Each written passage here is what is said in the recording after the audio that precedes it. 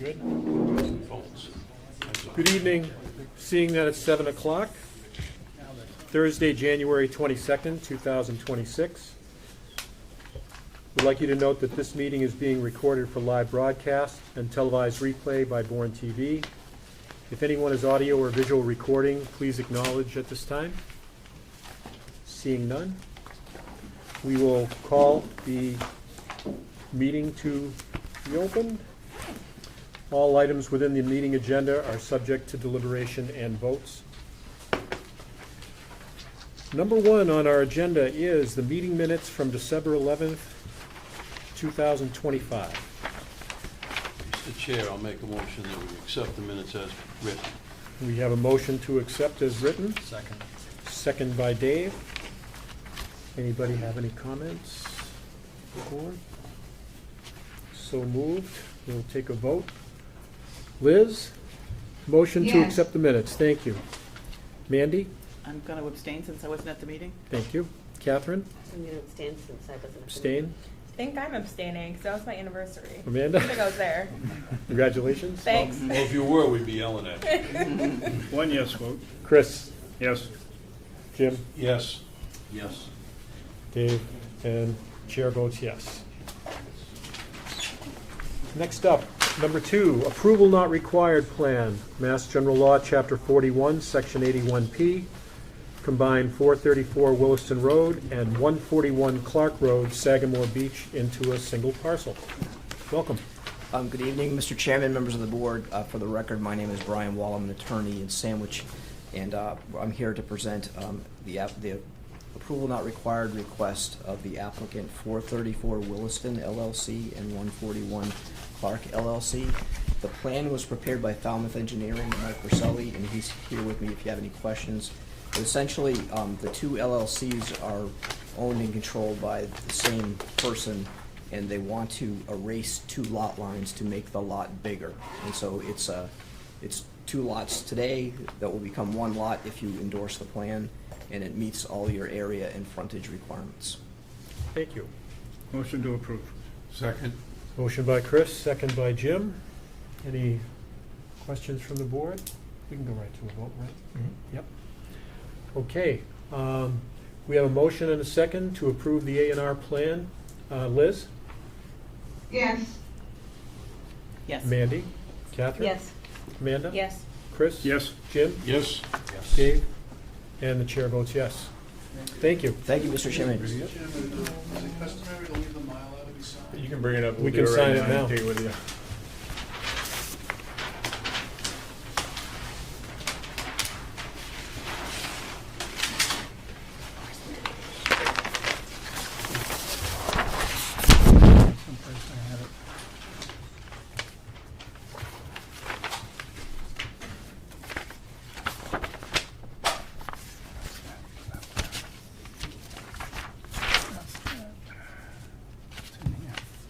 You sure? Yep. Oh. Yep. Thank you very much. Have a good evening. Thank you. The ink's still Okay. wet. Or the attorney representing him. Yep. You can just sign some, I'll say a couple of things. Next up, number three on our agenda, application for special permit number 03-2021A. This is continued from December 11th, 2025. 431, 451, 461, and 471 Scenic Highway. Application is to amend special permit SP number 03-2021A. The existing special permit is for a shared driveway to 3 lots. The request is to modify the shared driveway to access a 4th lot per zoning bylaw section 3342. The lots are located in a residential 80 district, R80, scenic development district, and traffic management district. Welcome. Good evening, Mr. Chairman and members of the board. I hope you're all preparing for the snow and bunkering down for it. As you stated, we are here for the special permit amendment. My name is Adam Flynn. I'm an attorney representing Tom Pappas. Unfortunately, he couldn't be here with us today, but authorized to proceed without his presence. What we are requesting from you today is to amend a previously issued special permit, which granted us the ability to have a shared driveway for 3 lots. We're requesting the addition of a 4th lot to that special permit. These properties are right along Scenic Highway, and I'm sure all of you have driven by the work that's been going on Scenic Highway. So there had been a lot moving around prior to this request. Once we were able to kind of finalize and understand exactly what work was being done on Scenic Highway, and in coordination with Mass DOT, we decided that this was a path to proceed that was actually suggested by Mass DOT to combine all of the driveways into one shared driveway. Last time we were here, there were questions related to the swept path analysis for the fire truck. We have since reached out to the fire department and worked with them to get approval on the plans for the fire truck and other apparatus to enter and exit from the driveway. There were also concerns last time, briefly anyway, related to an attempt to subvert certain subdivision regulations regarding 4 lots with one shared driveway. And I'd just like to state that this is no attempt an attempt to walk around these subdivision laws. This was actually something suggested by the state that we present to the town. These are 4 independent lots. Each lot has the required frontage to have their own independent driveway on Scenic Highway. And if that's still a viable option for my client, he'd be willing to have 2 lots share one driveway and have 2 exits onto Scenic Highway, which again he is able to do with the frontage and the setback requirements. But this was an option that was discussed at a meeting with the state, and in an attempt to work with everybody, we are here today presenting that as an option as well. I'm happy to answer any questions relating to this. Thank you. Are there questions for Mr. Attorney Flynn from the board? I just have a question, I haven't seen a final drawing from Mass DOT on all the work that they're doing and how much towards these lots the highway's gonna be. It looks to me like they're taking a little bit of the curse out of that corner, that curve there, but without seeing it and seeing how it's actually gonna work, it's kinda hard for us to So plan ahead, so to say, and just say, this is gonna work when we don't even know how the road's gonna be laid out. I agree with you, and I feel your pain with trying to get a final vision from the state.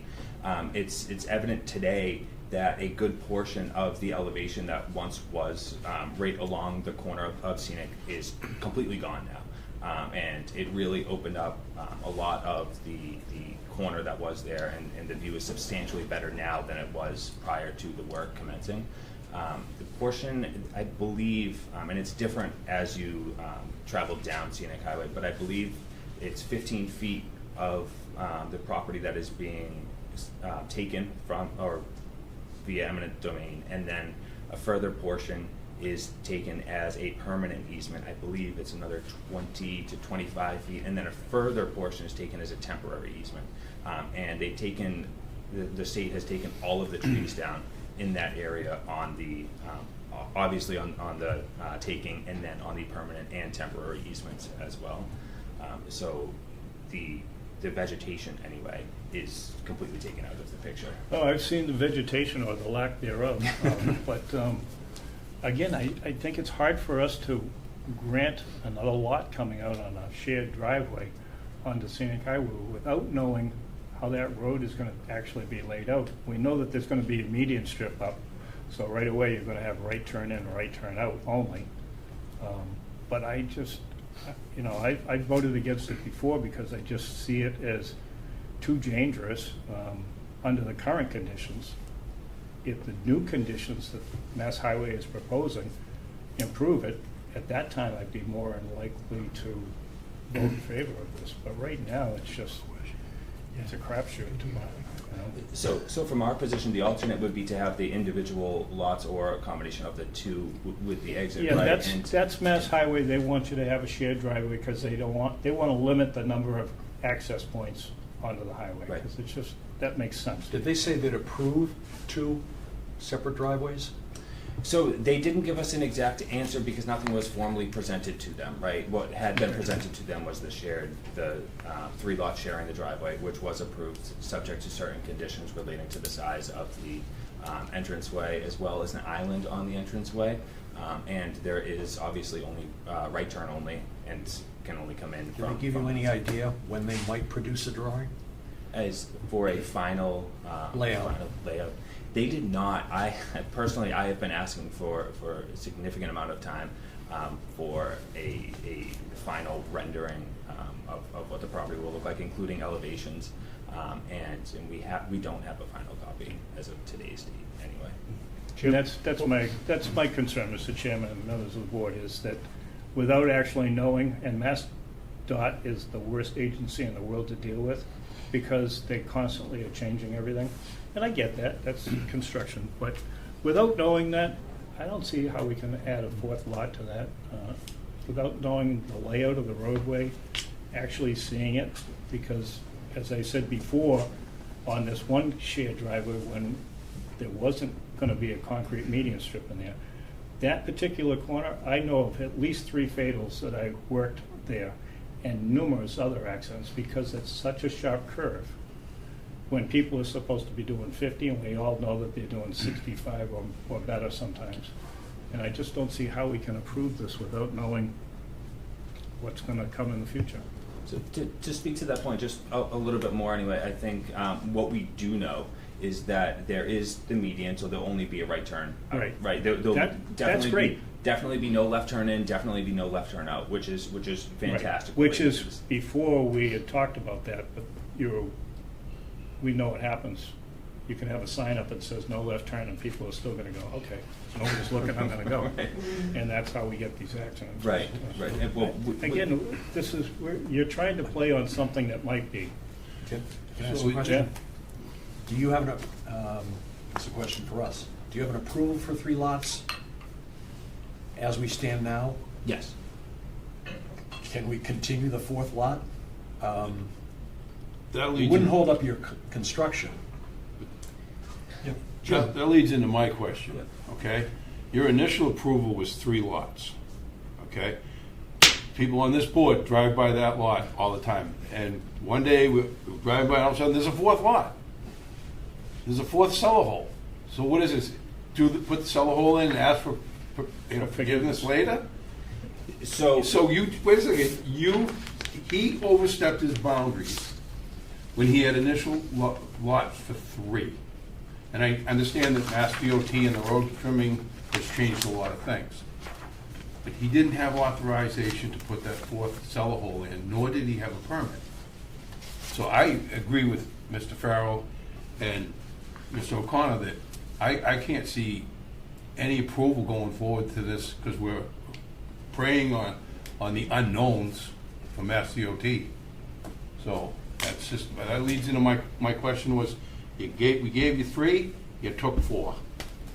So, relating specifically to the 4th lot, an additional portion of property was acquired, and this was before my time, so I may be getting the timelines mixed up a little bit, but an additional portion of property was acquired to add to that 4th lot to give it the square footage to allow it to be buildable as the 4th lot. But where's right? the permit? So relating to the 3 into the 4, there wasn't necessarily the plan to come in here and say, hey guys, can we have 3 please, and then turn around and quickly add the 4th and then come back to add the 4th. That wasn't That's wasn't what the it intent. looks like. I understand, I can see how it would look like that, but that was not the intent in this at all. And as I stated, the goal would be, or the original goal was to have 2 lots with 1 driveway each.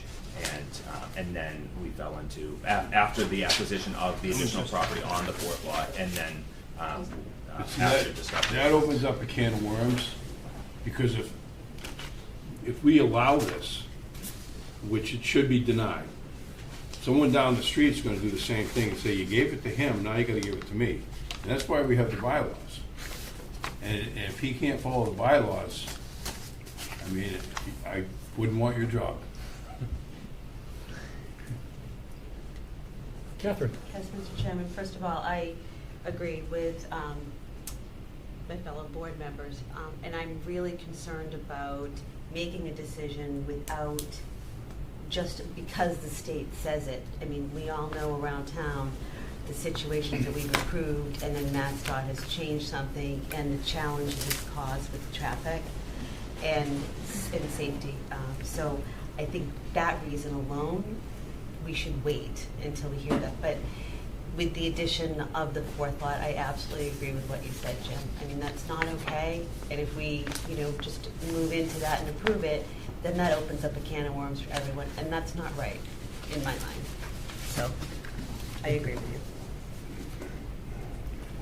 Yes, you're I also have issue with putting in a foundation on a lot without doing your zoning, getting a building permit, et cetera, and then expecting that a post facto special permit be amended to accommodate. I think this board has also asked in the past for at least the existing state road layout, so we could get some kind of a distance calculation to the lot from the existing roadway. The last foundation there, the fourth, looks like it's awfully close. And we haven't seen anything on any of the revised plans to get us an idea of how far away it is from the state's layout. From the existing roadway or after the taking? Whatever plan the state has created for this, most updated plan to be overlaid on your plan to show the distance to the lots. Okay. With, if possible, proposing a potential here is to continue this for at this point. I hesitate to put a timeline to it only because of the state's progress is unknown. But to continue this hearing until a further date where we're able to provide a specific overlay of the plans provided to you guys with a description of exact meets and bounds related to the taking and where the proposed highway will go. I'm sure you guys are aware this property was subject to sale by the company who's actually doing the scenic highway work, which opened up a direct line of communication with people who are actually doing the work and has allowed for substantially more communication between the two of us. So I think that would be a way for us to get a little bit more information for ourselves and for the board to consider in making this decision. And then with that new information, it might put everybody in a better position of making some sort of determination on this application. Chris? Mr. Chairman, one of the things that we have seen from MassDOT is that they're projecting this construction project to be 4 construction seasons. That's 2 falls and 2 springs. And we know MassDOT doesn't complete anything on time, so it's probably going to go into a 5th or possibly a 6th construction. So we're talking 2 to 3 years away before we even know what that layout is going to be. So I don't see how we can even say, give them a continuance on this. I think we should just deny it and see it in a couple of years. I will say the benefit of being at this side of the highway, this is where the project started. So we will, and as I'm sure you've already seen, a substantial amount of clearing anyway has already taken place. So we'll have an idea of where things will line up sooner rather than at a completion date. Okay, I have 2 suggestions, Mr. Chairman. The proponent could withdraw this request right now, because if we deny it, that's a 2-year before you can come back. So I would suggest to the proponent, you withdraw your request tonight. Let's see how Mass DOT progresses. Maybe we'll have a better idea of where things are going to be and everything. And that might allow the board members to have a good idea of what's going on before we vote for this 4th lot. It's, probably maybe another 4 or 5 trips a day coming out of that driveway, but 4 or 5 trips in that particular area, from what I see right now, is too dangerous. So let's wait and see what happens. So That's going to be my suggestion, sir. And I think you raised a couple of good points that are worth expanding upon a little bit anyway. First, this project has been, as you all know, has been pending for quite some time, right? So this application was submitted, obviously, before the work has been done, but in an effort to progress this project as a whole, so we don't need to keep coming back and we don't need to know each other too much in such an intimate level. On top of that, the expanded use of the driveway, as you had stated, with an additional lot is minimal. We're not talking about another 100 cars No, that are probably driving on the driveway. But One house, you can usually count on 4, 5, 6 trips a day. Right. So it is minimal when looking at it from a larger scale. Okay. But So my view is, you have your special permit for the 3 lots with a single access. correct. And you're looking for an amendment for a 4th lot that your client has already installed a foundation without a permit. We don't know where it's located, unpermitted. This isn't really gonna stall anything for you guys if you withdraw the amendment to that, other than gaining a lot that you have already overstepped your ability to work without permitting properly. So I feel strongly that the 4th lot is a problem, not just because we haven't seen the highways layout. Jim? I agree with what was just said about the withdrawing. You have a better opportunity, but you also said earlier that you're relatively new to this particular situation. And anybody that's been sitting on this board as long as some of us have, I'm still a rookie, even though I've been here for 4 years. Your client has dragged his feet on things we've asked for numerous times. And I think his safest bet would be to withdraw. I agree with that way to go. That might be the way to go. Because if we deny it, like Mr. Farrell said, we're not going to see you for 2 years. Right. So that's just food for thought. Catherine? Mr. Chairman, I have one more concern. Work was already done without a permit, so how do we, or how do you ask your client not to continue to do that? Good Because I feel like that will impact, or it should impact, our decision with the other 3 lots. Like, that's just not okay. So on any level, to go ahead and do work without permits. And so that has to stop. All right, can you guarantee us that that will stop? On that specific lot, I can. On any of the lots? On any of the lots. Until this is approved? Stopping. Am I correct, John? Am I correct? Am I saying, am I speaking out of? They have a permit for the 3 lots. Right. So it's not a matter of rescinding the progress for that. Okay, Right. all right. I misspoke. And Like the reason I hesitated on the On the other, fourth on the other 3, not the 4th, on the other 3, is to keep the process moving with whatever the end goal may be, right? I wouldn't want to drag the feet any more than it has been, right? Okay, how about Relating just to not the- doing work without permits? How about we Correct. just say that? Correct. How about just I no work without permits, follow the rules, and we'll all be good?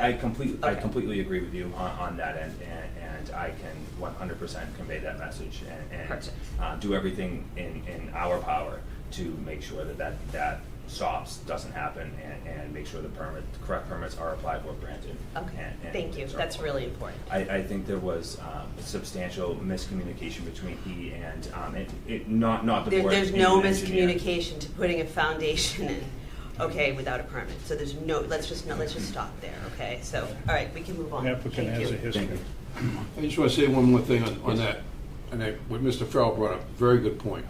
We don't have the exact lines from the DOT. If the lines come in and you're not within the setback, that cellar hole is going to get filled in. Without a doubt. Without a doubt it would. Yep.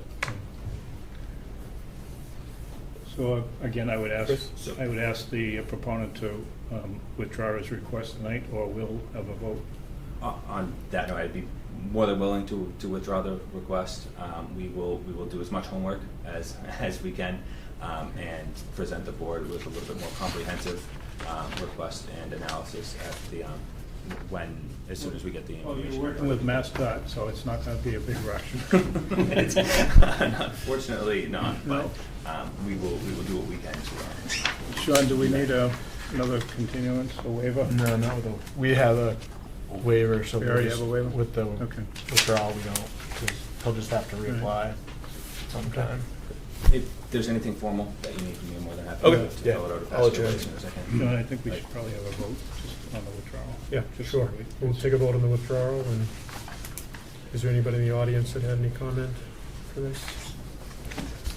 Okay, so we have a motion by Chris. Second by Jim. Liz, we have a motion for withdrawal. Yes. Mandy? Yes. Catherine? Yes. Amanda? Yes. Chris? Yes, Jim? Yes. Dave? Yes. And chair votes yes. Thank you, Attorney. thank you. Thank you all, Thank you. appreciate your time tonight. All right, Thank you. Tell Tom to get his act together. Next up is application for site plan review, SPR number 517, 171 Clay Pond Road.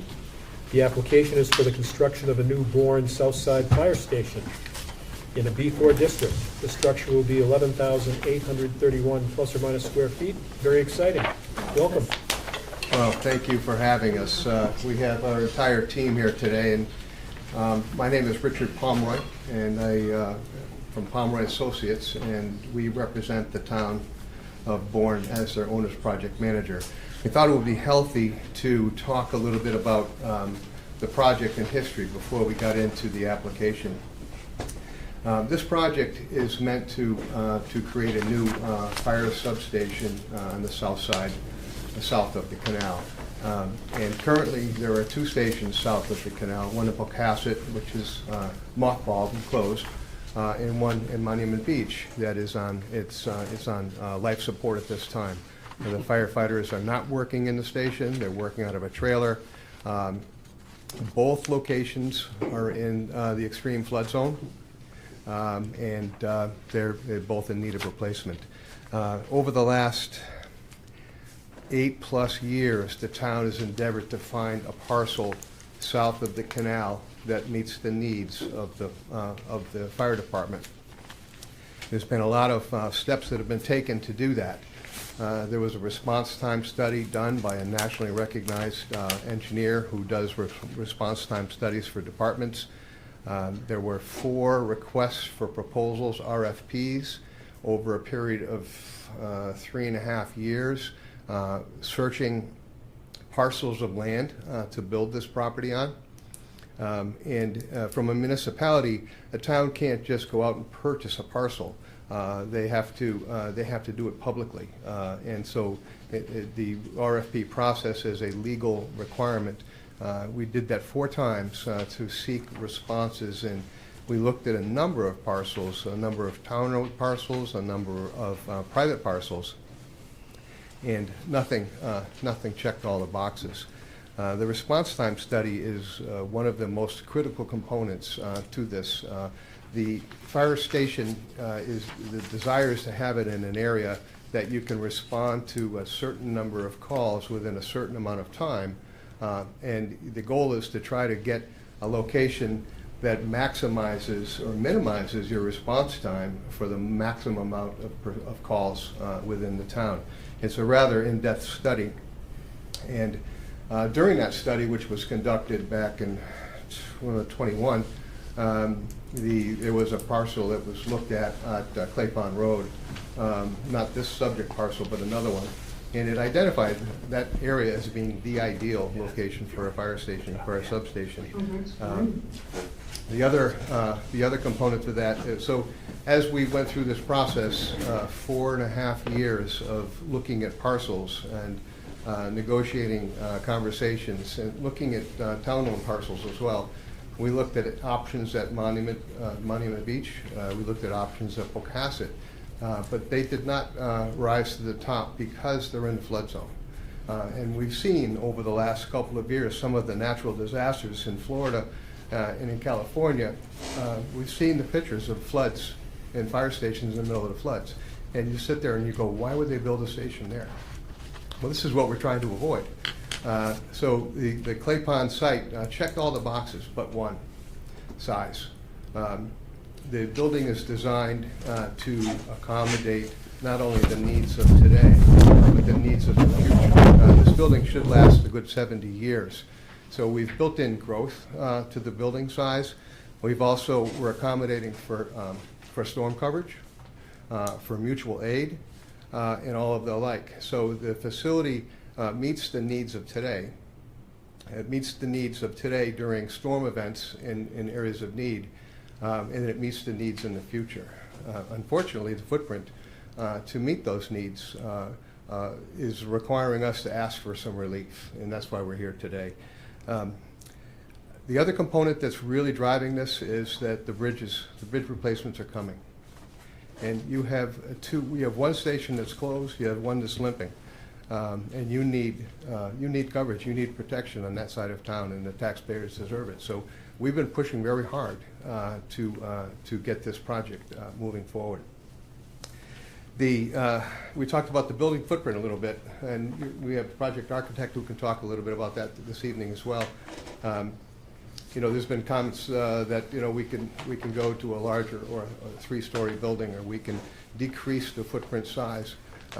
All of those are interesting comments, but what's most important is to understand the method of design for a fire station, and it's all about response time. I keep on mentioning response time because the quicker a firefighter can get to your event at your home or your neighbor's home or someone else's home, the better chances of saving a life are. So we try to diminish the response time outside of the facility by getting the facility in the right location, and inside the facility by making it efficient for the firefighter to get to the apparatus and get out of the facility. So that footprint is incorporated into this floor plan today, and again, relief has been sought so that we can make that work. As I mentioned before, the bridges are coming. We can't do anything about that. We can't do anything about flooding. We can't do anything about events and hazards and things that happen at the home, but what we can do is we can provide a station that works for the south side and for the community of Bourne. So that's why we're here this evening. We had a hearing with the ZBA last night. They were in support of some of our relief, but not with regard to the side yard setback. We've asked for a continuance on that, and we're going to be back in front of them on February 18th. We are going to be presenting options for discussion with our building committee next Tuesday, so that we can discuss some of the things that were pointed last night. The essence of this evening is that because of the lack of support for the side yard variance last evening, or the appearance that there would be a lack of support, we asked for a continuance. We're not looking for a vote this evening, but what we're looking for is to get some direction from the committee, and your thoughts on the plan we have in place, so that when we do move forward with this, we have all the cards on the table, and all of the thoughts and ideas are considered from the different boards. So without further ado, I'd like to turn this over to PAR Engineering. They're our civil engineers. Spencer is going to lead us through this, and the chief is here as well to talk about any operational questions that we may have, as well as the project architect, any of the layout questions. But I think we have a very good and concise package for you, and I just urge you to strongly consider the condition of what we're in right now. Pocasset's closed. Monument Beach is on life support. Both are in the flood zone. The bridges are being built, and we've explored properties for almost 9 years. And this property checks all of the boxes, but for size. Thank you. Thank you. Before the next speaker comes up, I just find it ironic that his name is Spencer and it's at the Spencer Gardens. Yeah. Oh, yeah. So I don't know. Okay. I did Yeah. not think this would be the first thing I would address, but I was really hoping when I was doing test bits I'd find a sign out there to steal, and there was not one. So I was very disappointed in that. Good evening, members of the Bourne Planning Board. My name is Spencer Linz, project engineer with PAR Corporation. My colleague over here on the ones and twos is Matt Collins, project engineer and engineer of record for the Bourne Fire Station. So we'll get right into the existing conditions of 171 Clay Pond Road, which is the subject property address here. So if we zoom into the aerial here, what you'll find is this page and every other subsequent plan after this is oriented north-south. So south is at the bottom of the page, north is at the top of the page. So up to the north, we have an abandoned commercial lot. This lot is just generally covered in various amounts of degrading impervious pavement, currently unused for any activity at this moment. To the direct west, you'll find a narrow strip of land. That parcel is owned by a boat storage slash sort of mechanic facility. They're sort of a satellite at the northwestern portion of the page. Over here on the east, you'll find a granite company. This is a commercial business that does work with granite. Across the road, you'll find various commercial developments. You can't see it off the south end of the page, but there's a sort of storage facility and a liquor store, various other commercial properties across Clay Pond Road to the south. So the general site you see now in this photo is Spencer's Gardens, or was Spencer's Gardens. You have a subject building sort of at the southeast of the large greenhouse that you see there. There also used to be a second greenhouse component to the south, to the east of the subject building that has now been raised.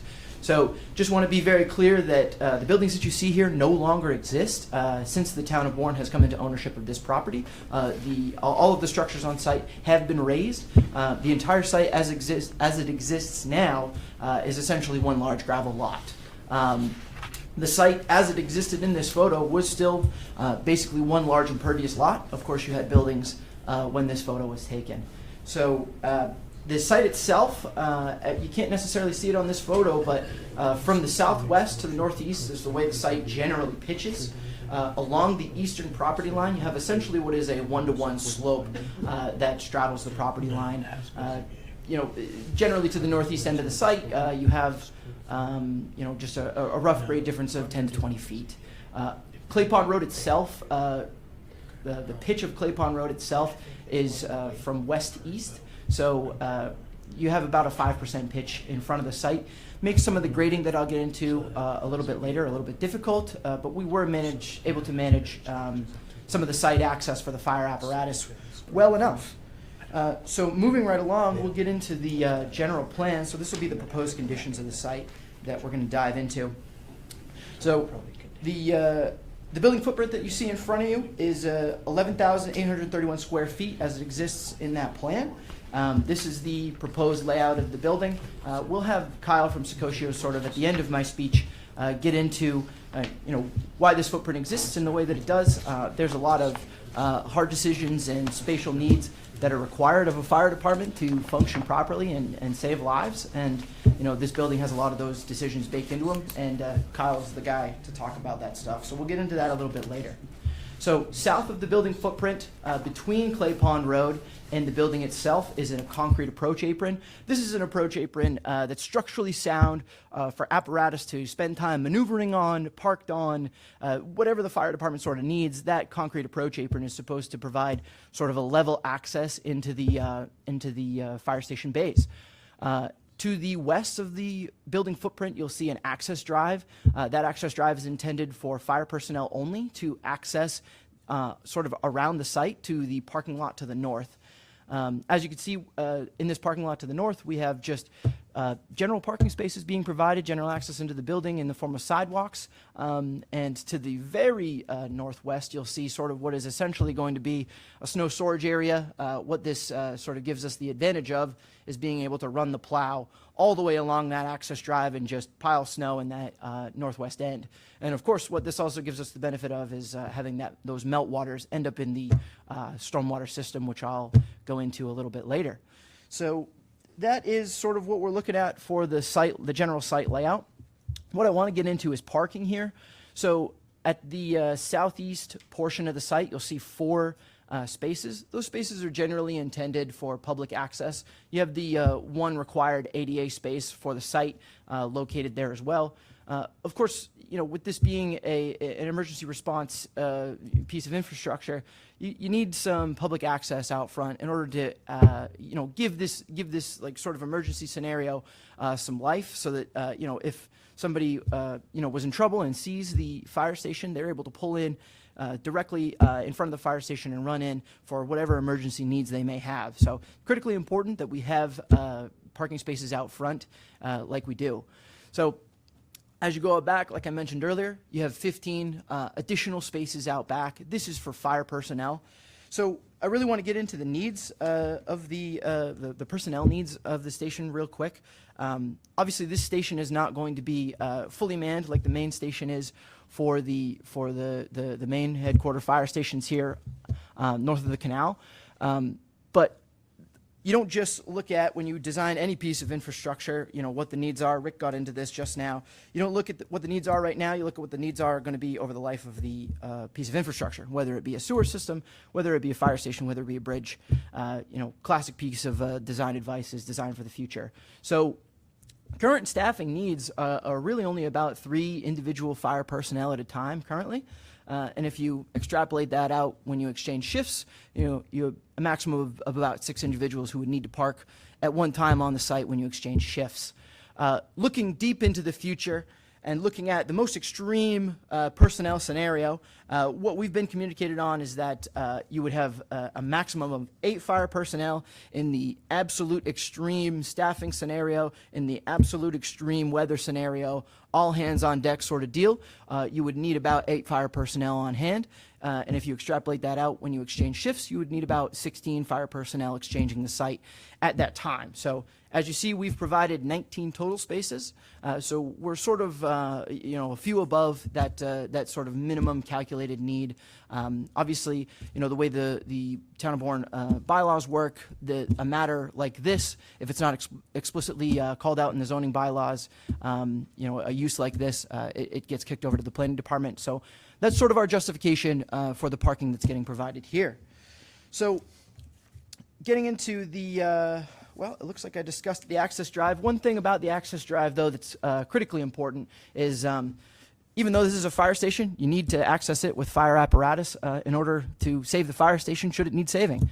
And so what we have here, and you would see it in the turning movements diagram, but the building itself allows for 150-foot access. This is the minimum NFPA requirement to pull in straight with a fire apparatus and back out straight with a fire apparatus.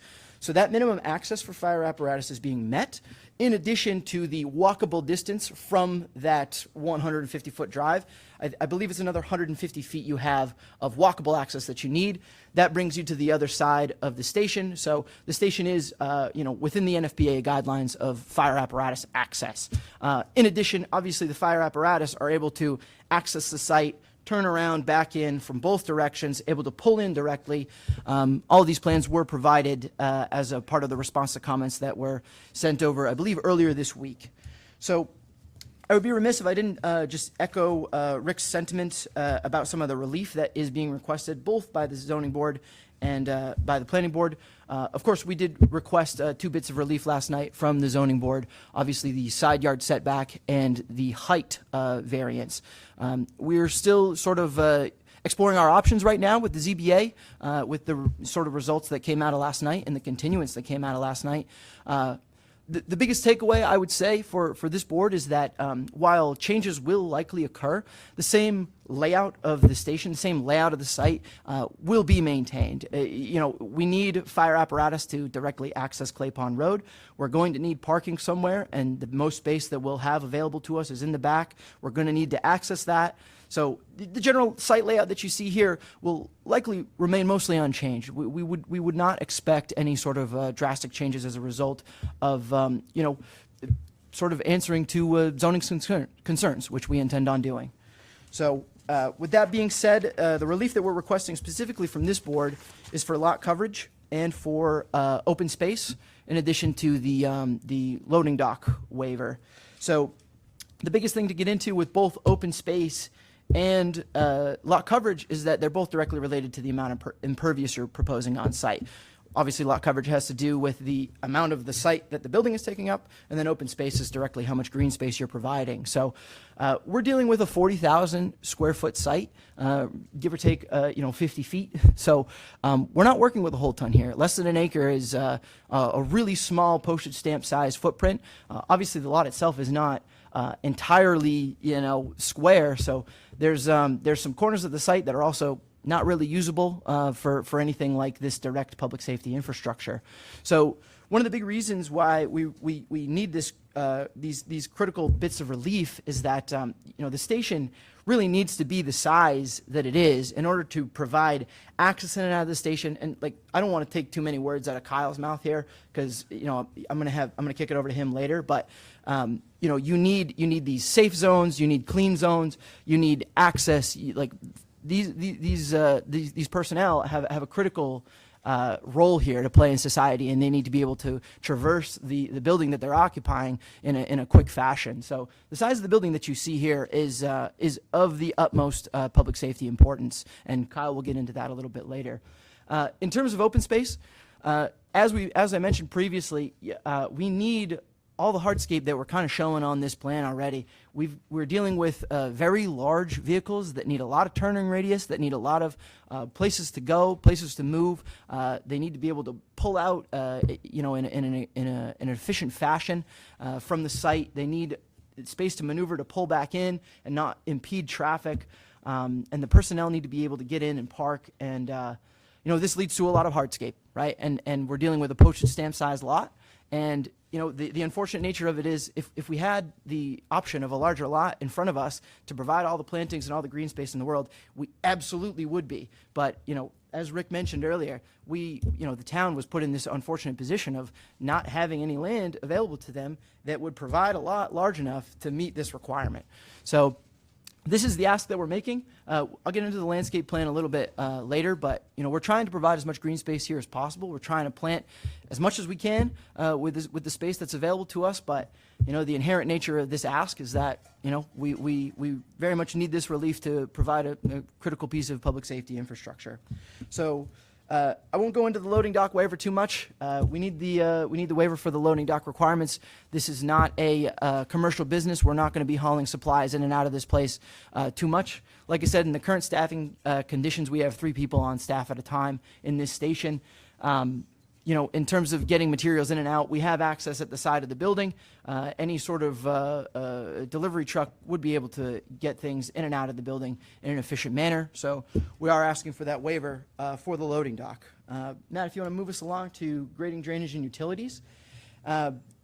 Stormwater, for starters, is pretty nice on site. I love dealing with Cape Sand, and that's what we experienced on site. No groundwater to be found. The water itself drains through the sand really well, so that reflects in the sort of drainage scope here. At the southern end of the site, you'll see that thick line. That's a trench drain. That trench drain is capturing most of everything that comes off the front of that site, especially off that concrete approach apron. So things are draining into that trench drain and basically being routed up all the way to the northwestern end of the site, where you have you can see a large box there. Obviously, there's catch basins along the way catching drainage. But generally, everything goes into those concrete retainment units, which are infiltration systems. They're surrounded by crushed stone. We tested the infiltration rate of the soil out there and saw a really great infiltration rate. Obviously, we're designing around that. So the roof drains are also heading this way. So most of the stormwater that falls on site, especially all the stormwater that falls on the hardscape on site, is heading to that underground infiltration system, where it's being exfiltrated, it's being treated, and in the very extreme storms, it's being let out very slowly to the flared end section that you see on the northeastern end of the site. Obviously, you see a flared end section like that, and you wonder, what the stormwater coming out of it is. Well, the requirement of the stormwater handbook for Massachusetts is such that the stormwater leaving your site to a specific design point must be less in flow and in extremity in the post-development conditions than it is in the pre-development conditions. And so that requirement is what we're meeting, but we're not just meeting it, we're clearing it by quite a bit. So the stormwater coming off the site in the post-development condition has been significantly reduced and is now being treated. As I mentioned earlier, it's a gravel lot right now. Nothing gets treated, everything runs right off of it. So this is a meaningful improvement on stormwater. Going into it, you'll see a septic system that's just northwest of the building, northeast, I should say. This is a Title V septic system that needs to meet the current standards for the bylaws of the town of Bourne. Obviously, that's a matter that we're going to be addressing with the Board of Health, but of course, this system will meet all the standards set forth both locally and through the state, and it will be a denitrification system. We have not yet applied to the Board of Health. We will be looking to do so after we clear sort of some of the changes that may occur as a result of the ZBA process that we've gone through so far.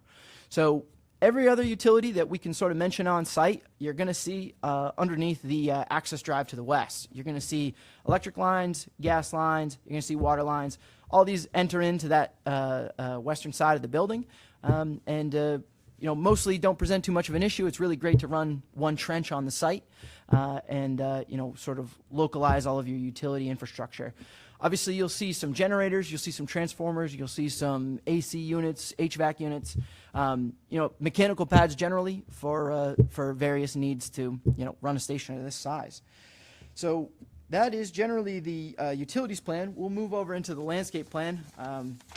Obviously, I'm not a landscape architect, so there's only so much I can say about it, but we are proposing as much planting and as many trees, as many shrubs as we can possibly fit on this site. You can see to the northwest corner of the site, we have some shrubs being planted in between bollards. We have some shrubs we're fitting in between the sidewalks and around the sidewalks. You can see we have a little bit of open space on the eastern side of the site to sort of introduce a couple of trees, a few trees. But generally speaking, we're asking for that open space relief. Part and parcel with asking for open space relief is a limited amount of open space to do plantings. So we've included as many as we can, but unfortunately, this is what we're able to accomplish with the lot that we're given. So really, other than that, that's the landscape plan. I'd love to kick it over to Kyle to sort of talk about the interior of the building and go into some of the things that I had referenced earlier. Thank you, everyone. Kyle Robinson, project architect with Scotia Associates Architects. So I think both Rick and Spencer did a good job kind of doing the overview, but I'd like to touch on how we came to the size of this building. When we go through this, working closely with the chief to determine what coverage they need, it's really based on the number of apparatus and the number of staff that would be in the building. Obviously, the apparatus take up the most space.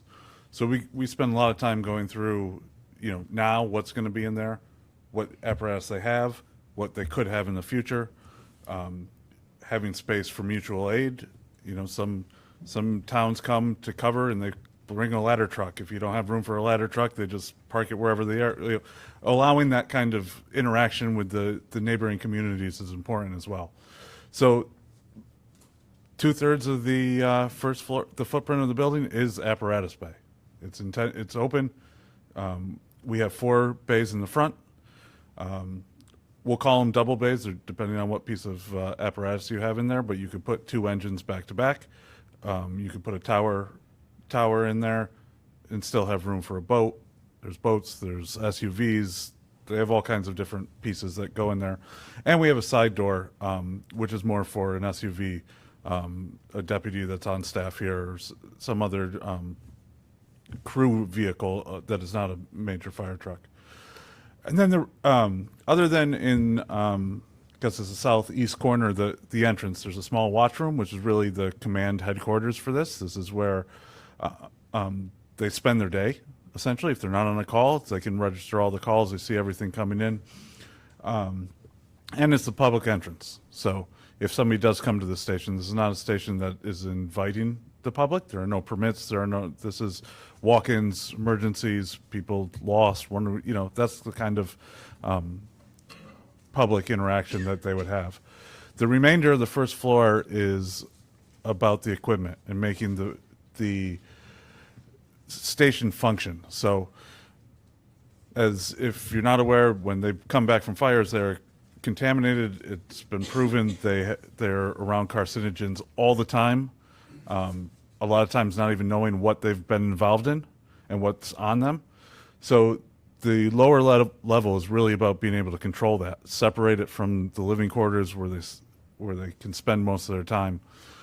So this area is to store gear, store equipment, store clean gear. So the whole back, if you're looking at the plan, the back right corner there is just about decontamination. It's an area that can come in right off the trucks, easily access this area, clean the gear, put it back in the gear locker for clean gear, which is all positioned in between the two stairways from upstairs.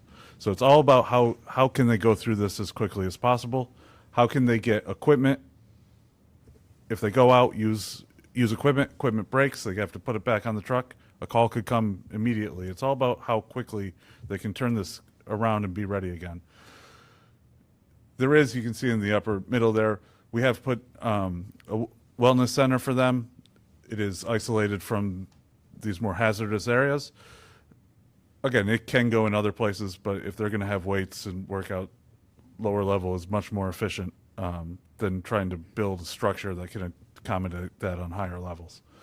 So the footprint really is generated not by need, it's by how much stuff has to be associated with the apparatus bay and separating it for the long-term health of the firefighters. And when they spend upstairs as day room and bug rooms, and that's about it, kind of wraps the same around the apparatus bay here. But the footprint is generated through apparatus and then all these other spaces that are associated with the quickly function of those apparatus. I think at this point we're open up for questions. Start off with one question on the apparatus bays. Is that plank decking, is that going to be completely open, or are you going to have posts and stuff in there? No, it's completely open. Perfect. Love it. Yeah, there are no columns. Good. We went through, they're really big spaces, and we went through, we're pretty close on this one, but we can do this with standard wood trusses, can span that. And the idea is that it'll be completely open. Good, that's great. I have I had a bunch of questions, but one small one, and it was, I think, the Energizer Bunny here alluded to it. I mean, I don't know how many Red Bulls he has. We got to keep one with us, just to keep everybody going. We'll change the batteries later. When we designed this building, as you said, apparatus changes. Apparatus changes in sizes and everything. And I've seen in other, and the chief was gracious enough to have a conversation with me. I've seen in other stations where they built the station and the new guy on the block says, we need this piece of apparatus. And when you back that piece of apparatus, it's 15 feet high, but the door's only 12 feet high. It's not going to work. I've also seen other station where they designed the front doors. COVID hit. The station was brand new, vacant for 2 years. So, I mean, if you're building that bay, are we adequately planning for the future? So, yes, to any extent we can. So, if you've ever been in a current or an older fire station, been in both of them. Usually the apparatus is very close, and there's a lot of stuff on the floor. The idea of all these spaces around the apparatus bay is to clear off the bay. There should only be apparatus in there and active gear. So a lot of times the firefighters leave their gear by the truck if they're dedicated to a truck. And sometimes on the wall we hang a few minor hoses, things that they would need access to. Each of these bays is it's just under 20 feet wide. The doors are 14 feet wide by 14 feet tall. The idea is that they're open, you can move in between them, you can open all the doors on multiple apparatus and still move in between them, so when they're checking equipment and gear, they don't have to do it one at a time or constantly close the doors. Can I say, will there ever be a piece of apparatus that's more than 14 feet tall? I can't say that. It's a size that is typically wouldn't be allowed on the road. So the 14 by 14 doors cover your typical roads. I mean, I'm going to guess in Bourne, almost all your roads are 12 feet wide or less.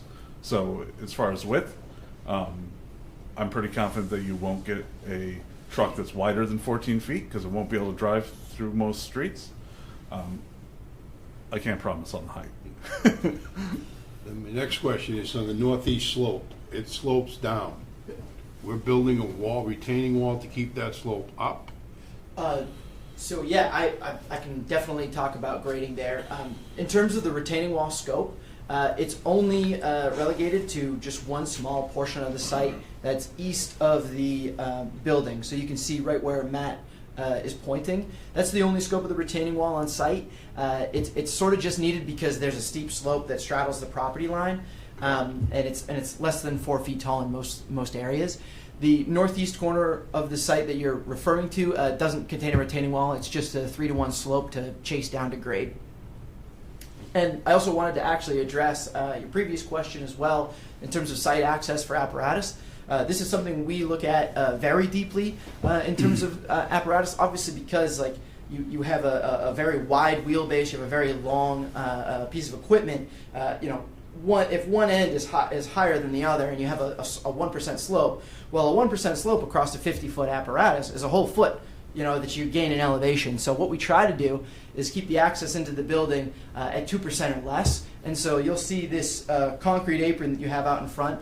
That's about 50 feet in front of the apparatus bay. That's all at 2%. So just about as flat as we would feel comfortable grading the site in order to offer as little angular height added for the apparatus so that they can continue to fit inside those bays. So that's sort of one of the pieces of thought that we put into the grading. Thank you. Yep, thank you. Doc? Yeah, I'd like to talk about storm drainage a little bit. Yes. And I've got a couple of questions, and I guess the first is, are you capturing all the roof and putting it into the underground infiltration? Yes. Okay. I'm looking at the outlet control structure at the north end of the site. Yep.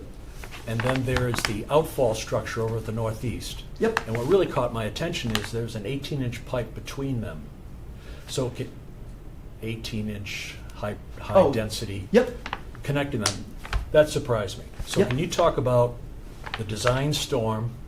And I heard earlier you say that the runoff in the post-construction condition will not exceed the runoff in the pre-construction. My concern is you're concentrating the runoff in the northeast quadrant there. Yep. So onto a 3-to-1 slope. So if I'm the next door neighbor, I have reason to be concerned. So can you walk us through that? Yeah, absolutely. So, one of the biggest things to start off with is that this underground infiltration system does not let water out of it in just any old storm. It is like the 10-year storm, 25-year storm, but even those So storms. which is it? I don't know exactly off the top of my head. It's in the drainage report what it outlets. Because that's key. That would be key for sure. I don't have that exact number off my head. What it is to say is that there's. I go back to the 18-inch pipe. Certainly. That's caught my attention. To explain the 18-inch pipe, that is not running in pipe full conditions in the 10-year storm and the 25-year storm. The reason why the pipe is so large is because you have the UGIS, the underground infiltration system, that is filling up full of water and creating what we call a tailwater condition. And so when you have a tailwater condition in any sort of conduit or any sort of stormwater system, when you have a tailwater condition, it creates sort of swirling cavitation, turbulence in the stormwater system itself. And so sometimes upsizing the pipe itself necessitates having it so that you get this like smoother flow so that the system actually runs efficiently. And so when we ran the model on this, we ran the 25-year flow, the 100-year flow through that pipe and saw that there was a lot of turbulence, there was a lot of tailwater condition that necessitated upsizing the pipe. This does not necessarily mean that this 18-inch pipe is necessary for all the flow that we're sending that way. It's more for the functioning of the system and the health of the system. I'm just worried about the concentration. Absolutely.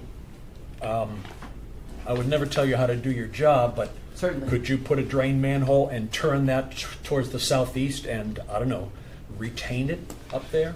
So one solution that I could certainly provide in this scenario is sometimes we'll do what we call a plunge pool, which is essentially just it's not like gonna detain a lot of water, but it is going to set the water into a small pool and then let it trickle out over the stones. As you can see, we've provided a flared end section and a riprap sort of outlet area that slows down the velocities, slows down this sort of shear force that you get on the soil when you have that much. I say that much water. Right. In the grand scheme of things, we're dealing with an acre site. We're not dealing with that much water, but it slows down the velocities. You're not going to get that shear velocity on the soil that creates erosion. But one thing that we could potentially add, if there's a concern about concentrating it, is a plunge pool. And You're that would, the engineer, I'm just Yeah. flagging a concern. yeah, we can absolutely take a look at it. One of the tools that we have at our disposal is, the Massachusetts Stormwater Handbook under Standard 1 has given velocities for the storms that you're outletting and how they relate to the plantings that you're putting in place. And so it says if you have this much velocity coming out of your storm system, you're going to create this much shear force, and this kind of vegetation is necessary to slow the water down. And so that's an evaluation we can take another look at and make sure that the velocities coming out of that pipe aren't going to generate any erosion that carries on to the neighboring property. Okay, thanks. Andy? So at the beginning of the presentation, you mentioned that you weren't asking for actual approval tonight because of what's going on with ZBA, but you also kind of said that you don't see there's going to be a lot of changes to the plan. So how are you resolving whatever their concern might have been on the side yard setback? You might be able to answer that. We're presently, the meeting was last night. I know, see, well, And by the way, I don't think there was any Red Bull associated with it. I don't know. I think that's was just wondering natural. myself. Yeah. But we're working towards that, and we'd rather present that information to the planning board if that's okay with you. That's fair enough. I just, I didn't know how that might impact what we're looking at, because if the plan's gonna change, obviously. Well, and that's one of the reasons we thought that it would be best just to make this more of an informational session. And, it could very well be that we're not making any changes, and we're back and saying, okay, we're good to go. But Fair we enough. felt that it would be fair to address the ZBA first, and then come to you with a final plan. Okay, Is that thank okay? you.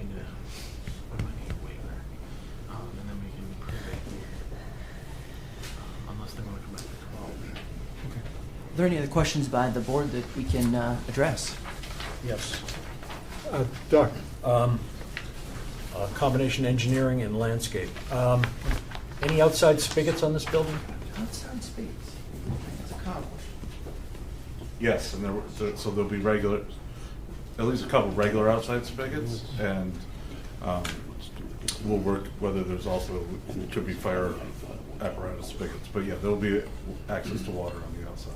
Okay, I just, your landscape architect is not here? No, they're not, she's not here. All right, fine. I have a couple of comments, and I have them on the sheet. We can distribute it. The town has a requirement on the shade trees of a minimum of 3-inch caliper. Now, on the planting plan, it says 3-inch caliper. In the trade, when you're buying trees, they're divided into 2.5 to 3-inch caliper, 3 to 3.5-inch caliper. So any conditions we put on this will not be seen by the landscape contractor. So he has a choice, she has a choice between buying a 2.5 to 3 or a 3 to 3.5. A 2.5 to 3, the median size will not make the town minimum. So I'm going to suggest that they change their size on the shade trees to 3 to 3.5-inch caliper.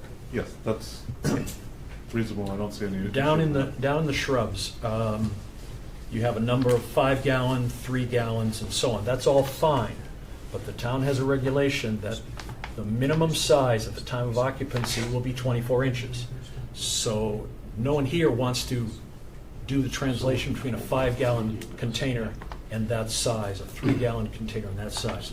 So we're asking that person to put in the remarks column, shrubs shall be a minimum 24-inch height at installation. Add that to the, for each one of those shrubs. We've got a cheat sheet, we'll give it to you. And then, is this job going to be bid as unit cost? Yeah, it'll be lump sum. There will be some unit costs in there, but that'll be part of the lump sum. Down at the bottom, on the wildflower mix, this came off of someone's catalog, and it says they'll be spread at, I think it's £1 per 1,900 square feet. So the designer should do the calculation on that area, do the math, and is a courtesy to the contractor to say, you're going to need 15, 20, 25 pounds of stuff so that they can do the bid. If it's a unit cost, that'll take care of itself. But, and the landscape spec, is that also going to meet the mass standard spec for highways and bridges? Are they going to reference that in their specification? I believe she. They should. Yeah, I They believe should. she does. In A typically. public job in Massachusetts. Yes, she So- does. She does a lot of fire stations. All right, as well. so I would just confirm that they are going to meet the mass standard spec on the landscape side, even though it's a lump sum job. Yep. And, yeah, so, and I was going to recommend that you had a spigot somewhere down near the front, like in the public lavatory down there, somewhere like that, and then maybe up in the northeast corner, like the decontamination room. Yep. That's up to you, but you should be able to get a hose. The wildflower mix will fail if it's not maintained. Yes. And we've been snake bit so many times on people who do these things and don't allow for them to be maintained. So wildflower mix will fail if it's not going to be maintained. So it needs a water source nearby. Yeah. And we're going to recommend that the tree detail include gator bags. Tree gators, you've seen those green bags? Yep. Where someone just fills up the bag, walks away, and it infiltrates a 20-gallon dose. And you do that a couple of times a month. And in an era where maintenance is pretty light, that'll help your stuff get established. We've seen The too many. town of Bourne's never had a problem with maintenance. Yeah. Yeah. We can talk about that a little later. So we'll provide this to the planning department, and they can send you sort of a cheat sheet on this stuff. But that's all I have. Yeah, Look, it's a good-looking project. And we'll definitely put those, and we'll put the, in the final presentation, we can identify on the plans where water, access to water, we can add those to these drawings, Sure. just so it's clear when, during the final presentation. Just pay attention to that outfall. That's a flag. Mr. Pomeroy? If I may, I'm compelled to ask after your question. We're not positive that we will have any design changes, and I would go back to the committee or the board and ask, would it be better to ask for approval of what we've submitted this evening, and then if we have to modify it, make an amendment in the future? Push this along? We've had problems before on other projects. Going back to the Board of Appeals, we've conditioned things, all of a sudden it goes to the Board of Appeals, and everything's changed. And I would suggest to this board that we not do that. Let's wait and see what the Board of Appeals approves for conditions before we approve That's, anything. certainly respect that. It's, okay, thank you. And with that said, I mean, I would ask that you would ask for a continuance to either, until you have those waivers, either the 26th or the 12th. 26th would probably be more time frame because the next time the ZBA meets. But in most of the conditions you've asked for, like the loading dock thing, I don't think that's gonna be an issue. I think the project itself is an awesome project. I'm speaking for myself, but there's 5 of us on this board that live on the south side. And yes, we know we need a new fire station. Sorry, maybe I was forceful there, but. No, but it's, like I After said. last night, I would hope that this entire board would support this project and go fly through the next time with the waivers in front of us and as the planting things put into the, That could be done in a couple of days. yes. Could I suggest a continuance till the 26th then? Yes, Yes. be happy to. Can I And- just ask, would it be appropriate to give them some feedback about the waiver request? Yes. Because if we had a concern about that, they probably should know that while they're dealing. If we Yeah. don't, then. I think that's a great idea. I was just going to say, I for one, am very supportive of what you're doing, and I think you probably can sense that the board is supportive as well.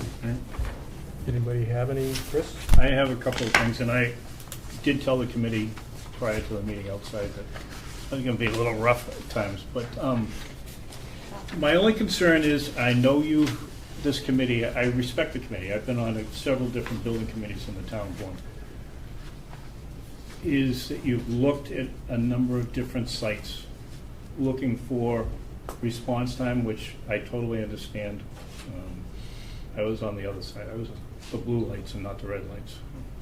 Worked with these guys a lot, I understand that. But once again, we're picked a site that is good for response time, but we're trying to fit 10 pounds of stuff into a 5-pound bag. We've got a tight lot. As I think it was you that said it, and I think Spencer also pointed out that we don't know what the future is. We don't know what equipment is going to be used by the fire department 10, 15, 20 years down the line. You're talking about a building that might last 70 years. I can't see that. I've just watched how this town has grown. I've been on this board for a long time. And most of our population lives on that side of the bridge. I think it's 60-something%, Chief? 62%, I think, of the population is over there. The rest is Buzzards Bay, Sagamore, Bourne-Dale, and everything else. But here we have the largest population. Most of our growth is on this side, it's on that side. And we're building a station that I don't see where the room is to grow, unless we don't want to go up, because I'm talking about equipment bays and everything. You can't go any more sideways. One of the things I would point out to the board is they're looking at, so there's 24.7% of open space relative to the 40% requirement. Would we approve any other project that went to 27% from the 40% open space? We've granted waivers to other projects, but it's been at a much smaller scale. And again, it goes back to, we're trying to fit as much as we can into this 1 acre spot. So the other issue that I had, and again, because my brothers and sisters in the fire department, I understand that, we have a problem with the main station up here on Buzzards Bay and Sagamore also, and they're going to have to pull out into the road to back a large vehicle back into this problem. And I have an issue with, I think that's going to present a problem as the town grows and that traffic increases along Clay Pond Road. Let's see, I'm going to jump around. There's a bunch of other little things.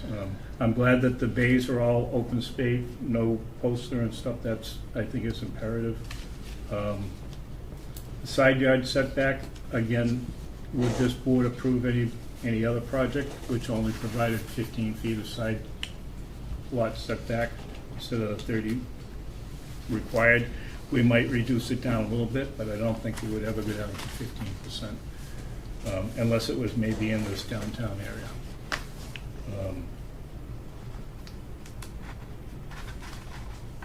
May I One of the- interrupt you for a second? May I interrupt Yeah. you for a second on that one? Although we wouldn't approve it for another project, with this being, the history of this, the need for this, right? I understand all of that. Why wouldn't we make that exception? We could make, and I want to make that exception. Okay. I'm just pointing these things out going into the future, is that Okay. we're going to have people come back saying, hey, you let the fire station go only 15 feet from the side. How come you're not going to let us do it? So it's okay for the town of Bourne, it's okay for the government building to But have I these see where, I waivers. see where you're going So with that, it's- except that when you're weighing out the need. I know you're- understand the okay. need. And Yeah. again, so somebody else who's building another type of building for another type of business, he's going to say the need is there for the public. Why aren't you letting me do it like the fire department did? Just something that I Okay. can Fair foresee enough, coming up yeah. in the future. concerned about the amount of parking spaces, as you talked about during those peak emergency conditions, shift change and everything else is what, 19 spaces out back? 18 spaces, something like that. 16 in the back. Yeah. 16 in the back. You know, that's going to be tight. And so that doesn't even allow you for outside storage of a trailer or something else like that, because you're going to need all those spots during changeover.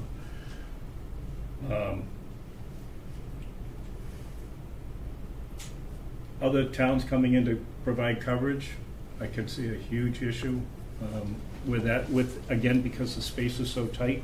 If the town gets the chance to buy property from one of the abutters, we should absolutely do it. Yes. Absolutely do it. Yes, exactly. At the beginning. This is Liz, sorry. That's all right, Liz. Jump in anytime. No, I actually have been looking, and I drive by this frequently, and 167 Clay Pond, I don't even know if it's operating.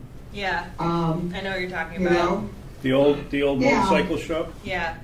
The, Yeah, I mean, there's The not only- much going on there. well, it's tied up in family litigation since Mr. Fenton passed away a number of years ago. But the other problem we have Okay. to deal with on that site is much like what we dealt with on this particular piece of property that this building's sitting on.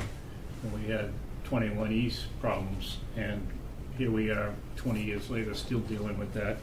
So that might not be the ideal piece of property to buy unless you just make Yeah, a I parking just lot. thought, you know, if you were going to do like additional parking, or it was a place for equipment or something like that. The only possibility that I can see is going to the west on that side, the driveway that feeds into the back of the old roller skating rink, which is now contractor bays and food Yeah, storage and yeah, that's everything else. another, I mean, there's so much sort of weirdly, it's poorly configured, and you can't do much about it, but it does seem like there's opportunity around there. I'm just concerned about the future. I see major issues coming up in the near future with this particular site. Again, you don't know what the future is going to be. The chief doesn't know what kind of equipment we're going to need in the future. The open bay area seems like you may be able to shift some things around if that happened, but I see issues coming up, and it's no fault of the building committee or anything else. This is what you were given. This is the best site that you come up with. I just see issues coming up in the future, and I think the town of Bourne should just keep that in mind in the future whenever we come up with something. You know, we're talking about a library site. There's plenty of land there to make that library even bigger if they have to. And it comes down to relocating a ball field. You don't have a ball field next to this that we can move around, so I see a lot of issues coming up. Is there going to be I think at the other station you have a fire hydrant outside that services the truck? You'll have that? Yes. Okay, so that road runoff, we're going to have to make sure that doesn't end up going down Clay Pond Road.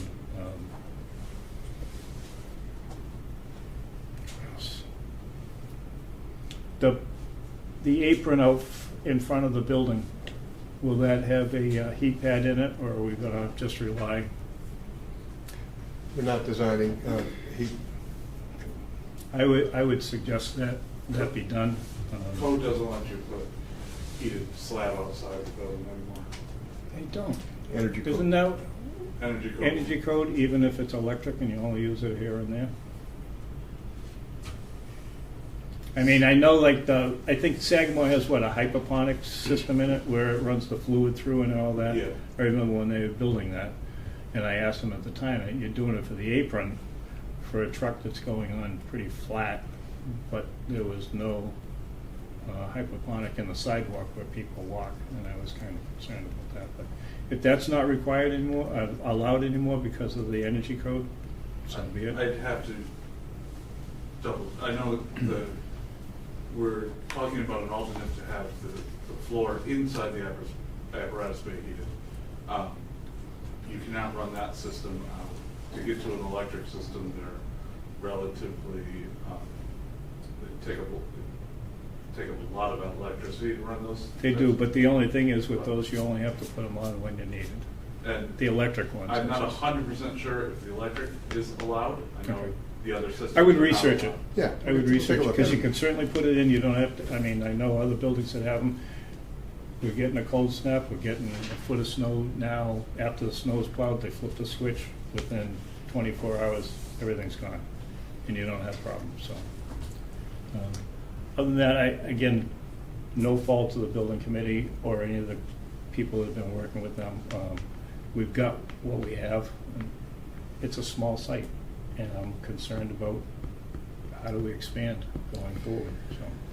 I appreciate your comments on that as well. And I know that the committee and the search and everything else went for a long time, and this is what we have. One of the initiatives I think we should try to take up is to create a land bank so that the town can buy parcels, even though if it's not earmarked for a specific municipal use, so that it's not always going to have to take years with RFPs and everything else. And if a parcel came up adjacent that could be used for expansion and so forth, the town would be in a position to do so. I know the commission has one for the 15 towns of Barnstable County, but I think our town ought to have one as well. Probably a great idea, because as the town grows, there's gonna be more need for moving stuff around, so. Other than that, I wish you guys good luck on it. Thank you. I'm looking forward, but Chief's gonna have his hands full for a while. But I know he's up for it, so. Your concerns are well noted, and I mean, I don't want to delay this any longer, but as Kyle had mentioned, the roads are not getting any larger, and the equipment growth, the size of the equipment is pretty much maxed out at this point. We Right. got highways, we got bridges, so, you know, the equipment sizes are, you know, I can't see them getting any larger because they won't fit on the roads. So- I'm not talking about the width and stuff. I'm talking about the height, too. Even the height. I think the equipment that the fire department is gonna be, you know, you can only think about, I mean, go back to when I started in the police department back in the mid-70s and what we had then and what was going on when I left in 37 years later. Big difference. And the same things, I saw it happen with the fire department. It's too bad we didn't have the land so that we could see some of the things like COM has and stuff like that, where the trucks go around back and they drive straight through. They don't have to back in the building. I mean, that's the ideal world. We don't have the property for that, so that's. With regards to your concern about growth, we feel very confident that we've built in as much reasonable and responsible growth as possible.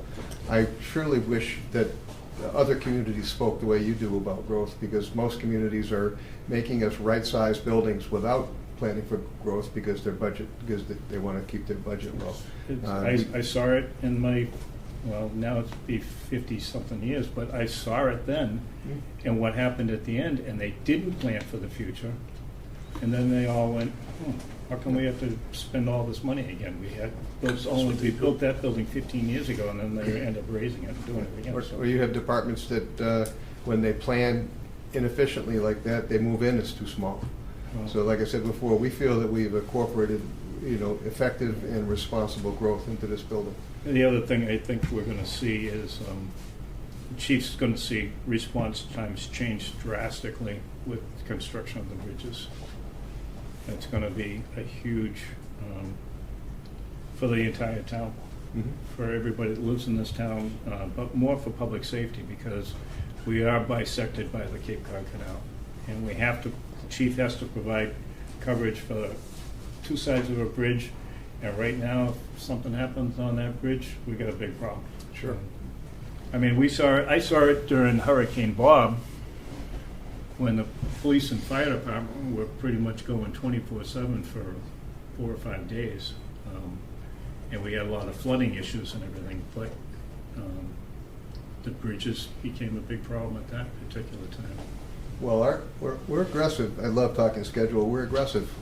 You know, as soon as we get this approved and we can get bidding going and a shovel in the ground, right now we're looking at a July or August occupancy in 2027.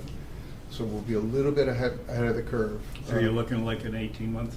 Yeah, well, you know, bidding in construction duration. and Bidding everything? But, you know, the longer we delay, the worse it gets as far as what's going on. In relation to Mandy's suggestion, I would show you my feedback would be strong support. I don't know if anybody else would like to share any feedback, but. Right, exactly. I didn't see a problem with the requested variances, but I hear what Chris is saying, and I think he's right about it, but I mean, the reality is, the site is what it is, and this needs to get done, so. I think there's a difference between a commercial project, I mean, as far as precedent setting, and a public need and safety project, that we Oh, can feel absolutely. comfortable with that justification in our decision making. I do, and I know we'll have somebody who will try and challenge that to government, but, No doubt. You know, you've been in the business for a while. Yeah. I've been on this board for 25 years or so I've seen it many, many times. And they'll always bring up, well, it was good enough for the town, how come it's not good enough for us? You're right. And I'm sure you guys have seen it, different projects around the state too, so. I wish you guys luck. Thank you. But thanks for your presentation tonight. And I'm probably sure all board members will have more questions the next go-around. See you on the 26th. See you on the 26th. Thank you, great presentation. And no Red Bulls for you. Is that Don't watch this back, watch it on half speed. No macchiatos, none of that. He went in there and I like got the some of that energy, it keeps fertilizer it away. from Spencer. Thank you.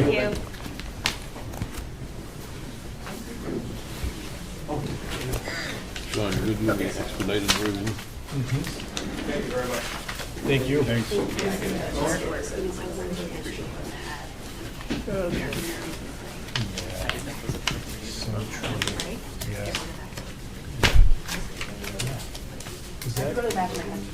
that a yellow line?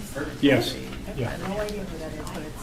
There was some talk at one point in time, but he wanted the town to pay to relocate the road, and they balked at it because they couldn't put it into this budget. So what's gonna happen in a couple of years when they have to do it, they're gonna have to pay for it at that time. Yeah, more money. Maybe Sean knows. And what's it gonna cost today to do it, is to do it down the road. After meeting, after the Every meeting. 2 years, the pages triples. And the Gruel's been pretty good to us. You know, oh, he's been great. He's Most good to of work with, too. Most of your local contractors understand because they live and work here.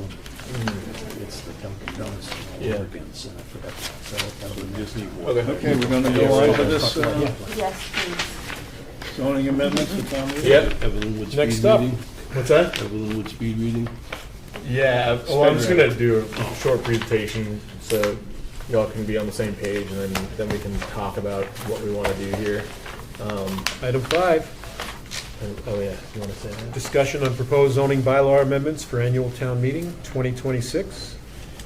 And Sean, if you'd like to share your I'm sharing my proposal. screen up there. We have 4 proposed zoning article changes for y'all to look at. The first one is tiny homes, and we're naming the first one tiny homes and affordable lot amendment. The second one is seasonal community designation question, and then accessory dwelling unit amendments, and then the fourth one is going to be downtown district front setback amendment. So I'm going to first start with the tiny homes and affordable lots. This amendment to the zoning bylaw is basically straight out of the Mass General Law for seasonal communities. These are the 2 things the seasonal communities must do to qualify to become seasonal communities. The first one is to adopt local zoning to permit the construction of tiny homes that can be used year-round. That one we'll go into a little later of what a tiny home is, what other communities have done to pass that, and then affordable lots. The seasonal communities must adopt local zoning to permit undersized lots to be created for attainable year-round housing. We'll go over that in a minute as well. So tiny homes, I think this out of the 4 zoning amendments, this is going to change the most from what it looks like right now.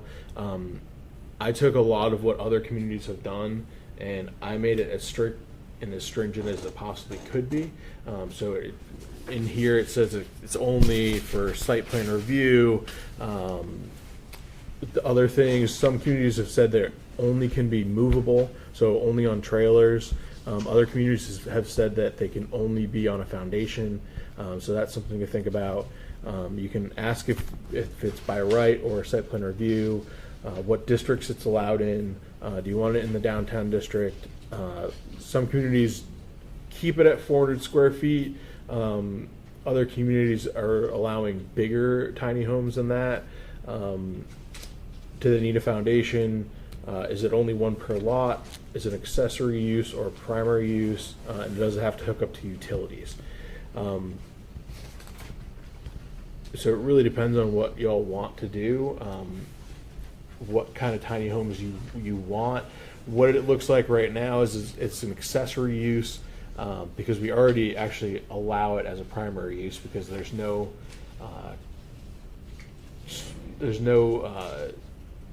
minimum size home that you can build right now. So we actually allow them to build these already as a primary use. But if you want to do a accessory use, we could do it. The person could basically have a primary dwelling, they could have an ADU, and then they could have this tiny home. It has to be detached. It can only be up to 400 square feet, but it doesn't include lofts. So a loft area could be a bedroom or something. So that's something to think about. That was my question. Go right ahead. Are they by definition one bedroom, or does the loft make it 2 bedrooms? And I'm thinking about septic capacity. There's almost no definition to it. What it says is a 400 square foot dwelling. That's all the state. Do we get to define? What I'm Yes. saying is it by definition overloading someone's septic system? It does have to conform with septic. Just like So ADUs. that is one. Yeah, just like an ADU. Okay. Even the movable ones have to go into the septic. Yeah, I always thought the wheels were a fetish, you know what I mean? Yeah. You gotta hook up to a septic system. Yeah. Soon. And they're What not about- allowed in a flood zone, Yeah. and they must be attached to a foundation. Right. What about short-term versus year-round leases? It has to be either year-round or it can't be short-term. Okay. These are meant to be year-round. I think you would have to make the tiny homes a year-round thing. The ADUs are allowed to be, they can be 90 days or more rentals. They can't be any smaller than that. So this would be more of a little permanent structure with facilities, a kitchen, a bed. Anyways, that's Sort of like a studio. Yes. Yeah. Okay, but I mean, if you do the history, there's a lot of places in Bourne that built these small houses Yes. on unaccepted roads, and now they're going, we want our road paved. Yeah, these ones you would have to have access on them. So these are like accessory uses to the Okay. primary dwelling. It does require access. Yeah. So that's something we need to talk about to kind of figure out what we want that to look like. I mean, I made it as strict as humanly possible, like on the ones I gave you. So you could take out whatever you want, add whatever you want. An introduction. Yeah. And we'll deliberate and at a hearing and, And it'll go to public hearing. yep. Yes. I like the page that has the tiny houses, and, do we want a foundation, how many per lot or piece of, and again, I think that's gonna go to what we were just talking about, side setbacks and rear setbacks, septic systems. Yep. All of that. Utilities. I mean, especially now where we're gonna have to, all these septic systems are gonna have to be denitrification systems, which is more money and more space. I Might as don't well like just build a it. big house. There are some advantages here. I don't like it. of You don't? No. Funding. Yeah, so we'll go over the funding here in a minute, of why we want The ADUs make sense. to be a seasonal Tiny community. houses are just like- The affordable lots is the other I can just- part that we have to do to become a seasonal community. The town of Bourne zoning actually already allows for affordable lots on, or affordable housing on undersized lots. We would just have to make it a year-round thing. So any affordable homes built on undersized lots in Bourne would have to be year-round. That's the only change we would have to make. So I think And it would comply be with easy. that. Does a tiny house always have wheels on it? No. Actually, a lot of communities don't have wheels on them. I just wanted to. So one of them, Great Barrington, the way they did it is they said a tiny home is an ADU on wheels. That's all they did. There's no other. It's just an ADU. You're not allowed to have an ADU and a tiny home. They just made it a movable ADU, and it can only be up to 500 square feet, I think, something like that. So there's a lot of ways we can add this tiny home thing to the bylaw, and it doesn't have to change our bylaws a lot, or we could make a whole new thing as a new accessory use. There's a lot of different ways to do it. We just have to allow tiny homes in the bylaw. And even with wheels, they have to be attached to a foundation. They Yeah, do, I always yeah. thought that was just, I didn't quite get that. It's- I'm Yeah. driving out to God's country and hang a pipe down the hill? Yeah. What's up with What the does wheel- what's attached up with the mean? wheels? Like you just Yeah. have to reach out and somehow have some connection? There- What's gonna stop you Well, from that would having be a up to the pop-up building camper? department. Yeah, that would be the Right. building department. We just Yeah, have to what's have the the zone. difference We just have to between play having into a it. camper But and they a did tiny that house? for veterans Yeah, because of the if homeless it's not on a veterans. foundation. They took fields and Mounted they on a built these foundation. tiny homes I for just- veterans, and it's only for those guys. So that's where that idea of the tiny homes came, but it got them off the street, gave them a kitchen, gave them their own space, and it's circulating like wildfire around the country now. So that'd be a structural design. And my guess is somebody has already come up with some kind of brackets that would meet the different states' codes. Yeah. And how is this going to be regulated? They all have to be permitted through the building department. We could make it a site plan review so they could all come to you or all go to ZBA. Just to Amanda. Yeah. Me. Yeah, I mean, I'm there's, going to she'll be approve saying no. or deny. there's really no rules behind the tiny homes. We can make it anything we want. But I you also don't like remember that. now, somebody that's getting higher pay scale than ours, which is just about everybody, up in Boston, they're gonna come up with a definition and sell it to somebody, and then we might have to change it again. That could happen, but you're also allowed to get out of the seasonal communities whenever you want. So this is not something that you're locked into. It does say that in the laws. Hey, what are the benefits of the seasonal? I'm going to go over that right now. So the benefits of the seasonal communities, this year there was $2 million in grants given to the seasonal communities. That's for building year-round housing. Basically, was what you're allowed to use that for. You're also That's statewide, $2 million? statewide for only seasonal communities. It's only on the Cape, and then there's some in the Berkshires. How much? $2 million. A year? Yeah, that's. That's chump change. Yeah. Okay, Yeah. keep going. You can acquire year-round housing occupancy for rentals. So people that have rentals out there, the town can attach basically deed riders to the property, so it has to be a year-round rental at all times. Can't be a seasonal rental. You can do that. You do not have to. You can acquire housing for your municipal staff. Or build housing for municipal staff. It's very hard to keep municipal staff right now, so that includes firefighters, police, TAs, anybody, DPW workers. We could acquire and build housing with that they can put municipal staff into. I saw something in the Globe where the police chief in Nantucket was couch surfing. Yeah. Couldn't afford to live there. Mhm. That's terrible. Yeah, I don't. It's very few Bourne employees actually live in Bourne. A lot of them come from other places. That changed when I was on the job. We used to be all police and fire had to live in town. Yes. And all of a sudden, police and fire went up to town meeting one night and said, hey, we can't afford to live here. You know, you can jack up our pay, or you can let us live someplace else. Yeah. So the first thing they did was a state rule, which was 10-mile air mile. So you take the furthest point of Bourne and go 10 miles. Well, that would allow you to live on Martha's Vineyard, Yeah, right. all the way to Dartmouth, and north it was up like Pembroke. Pembroke. Wow. Yeah, 12 miles. because you just take whatever map, you take that northernmost point, Big circle. point it up, and so, what are the detriments? I The, know one. the detriments are you have to pass the tiny homes law and the affordable lots. Those are the only things you have to do. You get a couple other things. You get comprehensive housing needs assessment. You can do that every 2 years. You can establish a year-round housing trust fund. There's not a lot of information on that. I really can't give you much. You can designate year-round housing for art communities, and then you can increase primary residence tax exemptions for residents. Some towns are doing that. The Yeah, year-round Bourne is residents. not doing that, but we could do it, and there is a larger amount that we can do it.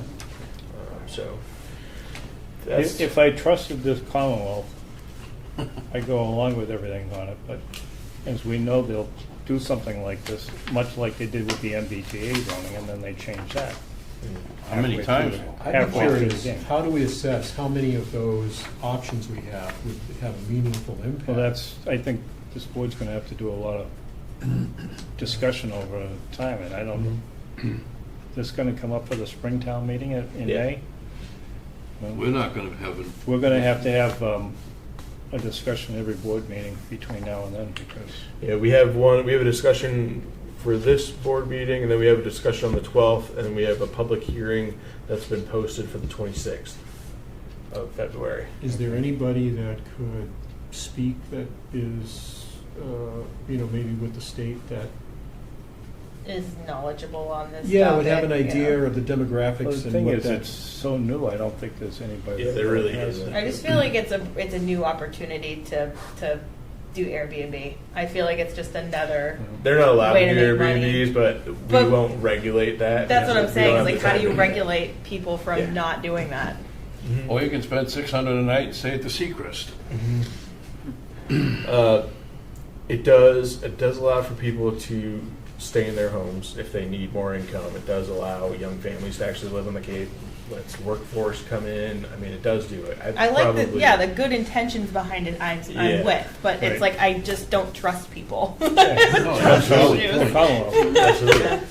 That regulation is not too difficult to do. Yeah. And if you want to lower the cost of housing, you have to make more housing. Mhm.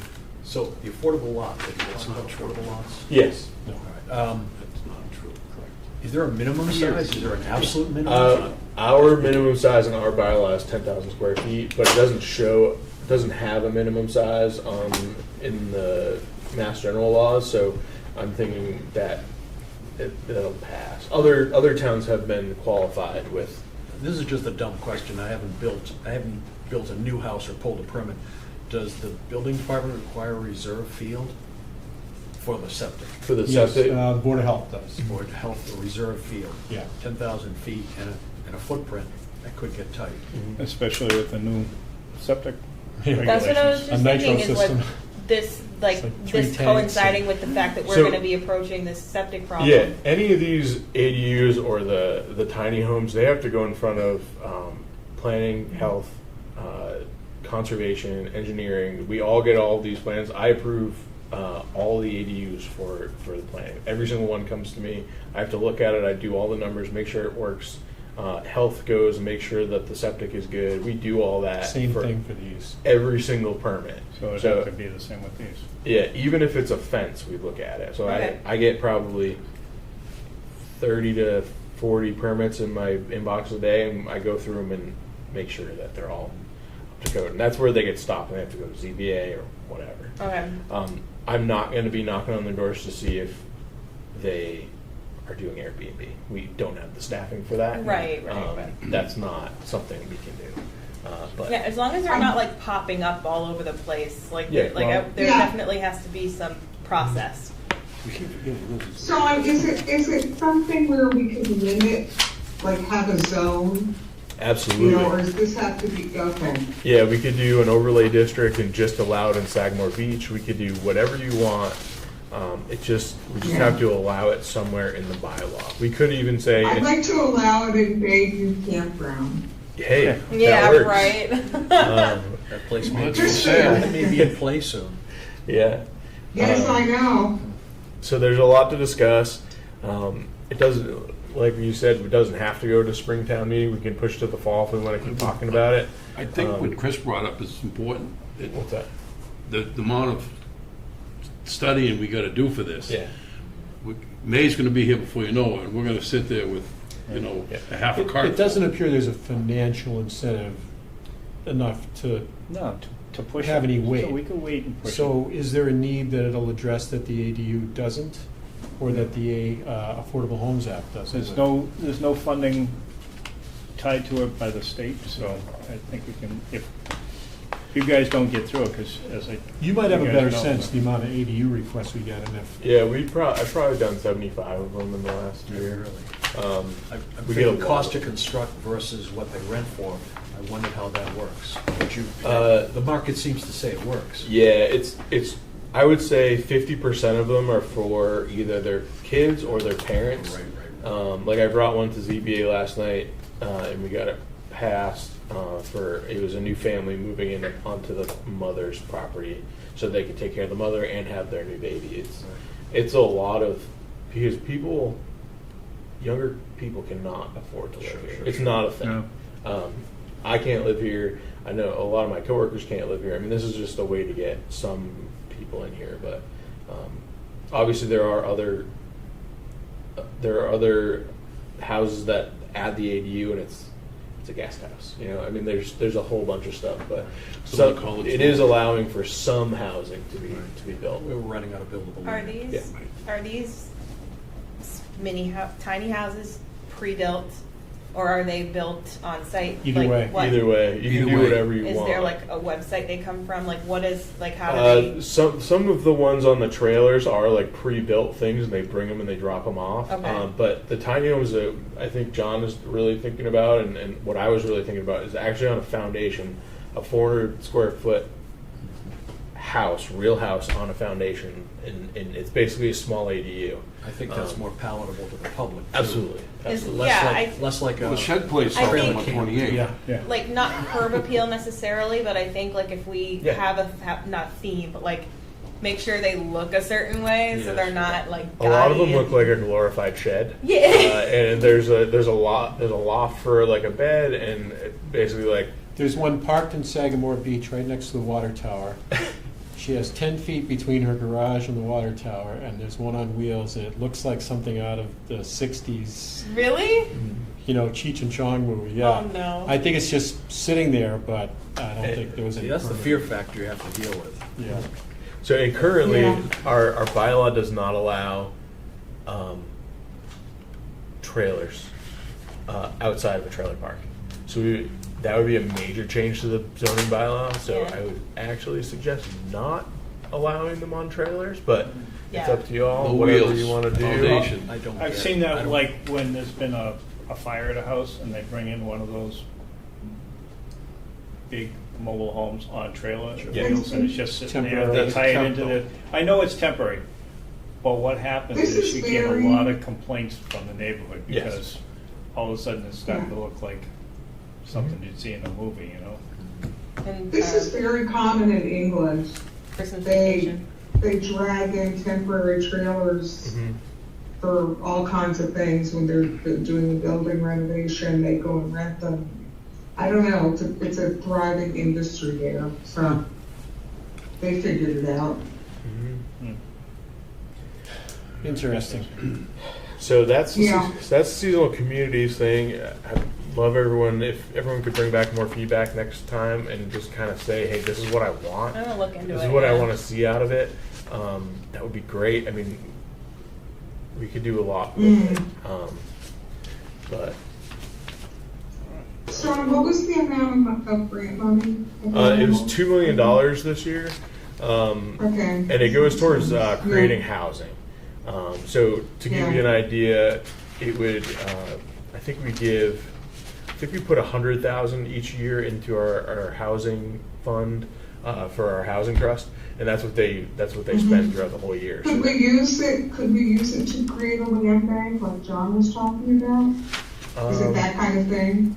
You know what? I'm not sure. I'm not sure The either. funding side of it is not my expertise, and I really don't. Okay, and then my second question has to do with the tax breaks. Mhm. So that would be a break for the citizens of the town, Yeah. correct? Year round. Yeah. And that's on, do they place any restrictions on how much that might be, or what is, There What are was the numbers? a number of 50% up there, but I don't know how that works. I do know that in Bourne right now, they allow anyone that is not a permanent or primary resident in Bourne has to pay a personal property tax. So they actually tax the people that don't live here more instead of giving an exemption to the primary residents. So I think this would actually be the adverse of that. So Bourne does not use that right now. It's just that you're allowed to tax more. TVs, Okay. refrigerators. On your housing tax on your so yes. Because it's not your primary. Yeah, if you don't live here for the amount of time, if your address isn't here. So yeah, these are the two things you must do: is the tiny homes and the affordable lots. You're doing some Googling. Yeah, I have a bunch of research. I've been trying to research the last 4 months. There's a lot. So accessory dwelling unit amendment. This is the next amendment we're doing. We're basically aligning our ADU bylaws with what the state has now. They've changed a bunch of things. We're changing ours to mirror theirs. We're actually using what they have now for all of our ADU approvals because the Mass General Law already supersedes the zoning bylaw. The only thing we're keeping is in the state's version, it says a 900 square foot or 50% of the primary dwelling, whichever is smaller. We're actually keeping 1,500 square feet or 50% of the primary dwelling, whichever is smaller. We're allowed to be less stringent than the Mass General Law, so we're actually still allowing for larger ADUs to come in. Everything else is more removing. They can have less parking spots now. We have a lot size requirement in our bylaw. We're going to remove the number of bedrooms. We say you need to have 2 bedrooms or more. You're actually not allowed to do that. For the ADU. Yeah. Could be a one bedroom. Yeah. We're removing owner occupancy requirements. The owner does not have to live in either the ADU or the primary dwelling. They can both be rentals. They just can't be seasonal rentals. And then we're adding and changing some definitions because the parking spaces, if it's within a half mile of a train station, bus station, a bunch of other things, it doesn't need a parking spot now for Mass General Law. So we have a lot of bus stops, which actually count as bus stations, that will do that throughout the town, so they won't actually need any parking for these ADUs. It might be a good idea, Sean, to get with the CCRTA and find out where their different bus stops are, so we can look at the lots in proximity to those stops. I do have a CCRTA map in my office. Okay. But Basically they change it all the time. They do. So I think that would be important, because I noticed even now, County Road, if you go out and stand there, all of a sudden that becomes a bus stop. Oh yeah, it does. You can just flag the bus down. There's the definition. Yeah, I've done that. The definition says it has to be a place where people are normally picked up at a reasonable amount of time. So there is some definition to it. We're adding the definition of bus stop to our bylaw, so it'll be in there. But does CCRTA have a core set of routes, and maybe out of the tips they change them a little bit, or do they actually change their core routes? They do have a 'Cause core that route. affects bus stops. It stops at the train bridge. It stops over the bridge. There's a stop on Main Street. It does go over to Sagamore Beach. Market Basket goes over to Yep. Sagamore Beach. But they would never switch from County Road to Shore Road. No, Although But you can flag it down anywhere. Like a taxi. That's interesting. But Yeah, if it's Yeah. one of your, taxis don't count, but yes. if it's one of your criteria for citing, it's got to be. I mean, I have actually had occasion to do this, so. Did I hear you say that the lot size requirement is no longer a thing? Yes, because we were not allowed to require a lot size for an ADU. but it does have to meet septic requirements, so that's it. Okay, all And right. setbacks. And setbacks and all that kind of stuff. It does have to meet a That's what I was lot saying of before, if you requirements. take some of the small lots up here, on the other side of the bypass, none of those lots up there, not none of them, but majority of them up there are too small to even have a shed on the property Yes. and a house, so I can't see. You'd have to ADU finish the in there. basement or Yeah, well, something like you're not that. gonna have enough room for your septic. Yeah. Yeah, it's true. The septic is always the biggest, Yeah. the Barrier. biggest hurdle for an ADU. It costs the most. It requires land. Even if you have a septic now that's bigger than how many bedrooms you have, you still have to do an upgrade because it's a multifamily house. And once you do the upgrade, then you automatically have to go into the new septic Title system. V, So yeah. you got a Title V, you gotta do the new The Not Board of Health anywhere, but requires a yeah. two-compartment tank. if you have two-compartment two tank, dwellings. denitrification, all that stuff, you're automatically, that's your septic system. If you had to upgrade it, you're automatically going to 70 grand just on the update for that. Yeah. Never mind the cost of the ADU and everything else, so what's the cost? That's what the now? nitro system is now, 70. So it goes like affordable housing. Well, That's a working that's what I'm number, saying. 70K? We've actually, some of them, if you're just adding a separate tank and stuff like that, can be around 15. But you already have to have a newer system. And then, that's in leach and then the field. leach field. Yeah, you that's have an to change NSA. that. Like I have a beehive on a Nitrogen leach, system. I'm in the and I have to NSA do the area. linear one, Put acid which down. requires more space. You Yep. know, actually the baby campground is. So that's the ADU You don't one. want to If anyone has any questions about the bylaw changes, let me know. We can look at it. I actually want No, you're to fine. add some more language about doing the supportive finding with the ZBA for anything over 50% of the house. We did one last night, and they want clarification on that, so I'll bring that to the next meeting. All right. When you have some spare time at work, and I understand. Yeah. I was just We thinking, need to get 'em maybe, on maybe a some place to sort of a sleep. matrix that we could draw up to say, so we could show a lot size. Can you go there? What are your requirements for that? Sure. So that we can look at the new requirements, Mhm. and then we can figure out which lots are gonna apply. Because Okay. people are gonna try to work around it. Yeah. Because those are the people that need it. They're the ones that need to have family with them and. And we can, I can usually, I would say 85% of the time we can get an ADU on a lot. It's just making it work. And With Out of my house. yeah. You could have My your. We can septic's put one right on next to the yours. house. So the last Your garage. article that we're bringing is downtown district front setback amendments. Currently,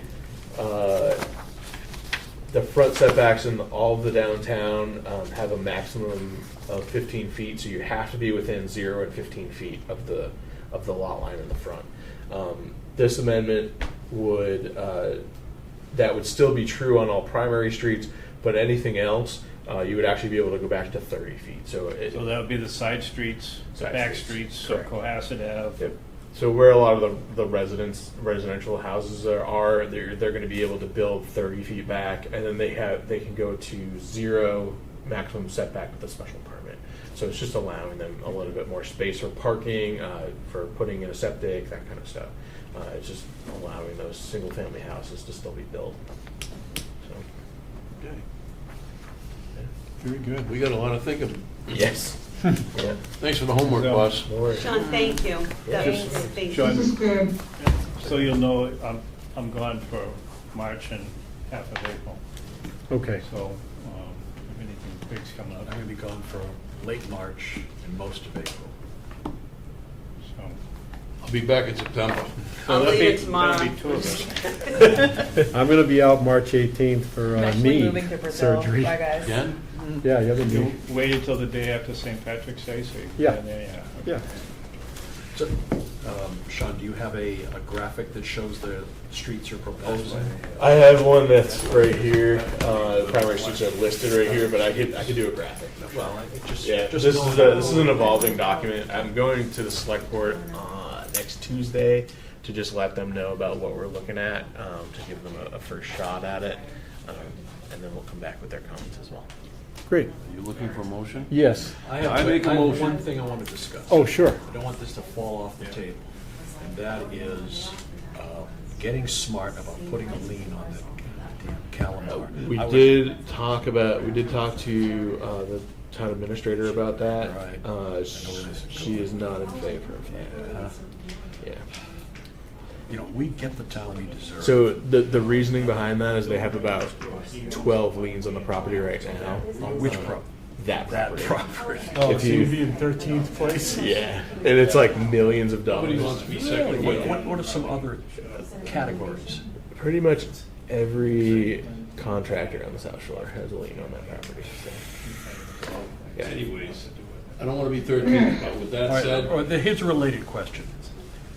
We do site plan review, Mm-hmm. and then it goes off to the building department. I would love to see why we don't circulate back at the time of, at the CO Mm-hmm. and see, what do you think about the site plan that you approved? Why are we not in that loop? What We does are- that take? Is that a charter item, or what does that take? That is a me changing what's happening, and I am doing that now. Anything that's getting a site plan review or special permit from us is getting a site visit before it gets the CO. Because We've if we let that go, at least we'll learn a lesson. we did one not too long ago. I did one with Chris. We just haven't had a lot of COs given lately. So Fine. But yes, we are Fine. doing Going forward, they should come back if we did the site plan review, they should come back to us to review the site plan. that. Should, yeah. Good. As long as we don't put another burden on the building department because they're so thin-staffed. I get that. It'll just be a checklist item to come back to us. A board member can make the You know, site if it's visit. not deficient, go with our blessing. Yeah. But if Yeah. you get a Calamar, I've given everyone in the building department, hey, if you get a CO request from a commercial property or something bigger than a single family, you comes to me and we go out there. So Great. that's what we're working on. fine, I'm happy. Jimmy's itching to make a motion. I'll make a motion that we adjourn. Second. Thank you. Vote with your feet. Yes. Thank you. Thank you, Liz. Mandy, Bye. have Great you? meeting.